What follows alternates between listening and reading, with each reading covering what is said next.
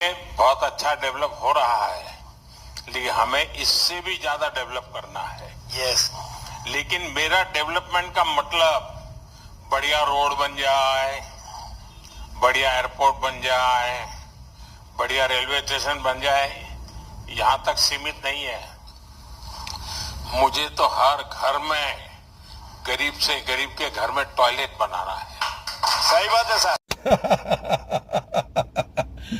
എനിക്ക് വലിയ റോഡ് കെട്ടണമെന്ന് ആഗ്രഹമില്ല, എനിക്ക് വലിയ എയർപോർട്ട് കെട്ടണമെന്ന് ആഗ്രഹമില്ല, എനിക്ക് വലിയ റെയിൽവേ സ്റ്റേഷൻ കെട്ടണമെന്ന് ആഗ്രഹമില്ല. എൻ്റെ ആഗ്രഹമെല്ലാം ഓരോ ഇന്ത്യയുടെ പൗരന്മാരുടെയും വീടുകളിൽ ടോയ്ലറ്റ് കെട്ടണം എന്നാണ്.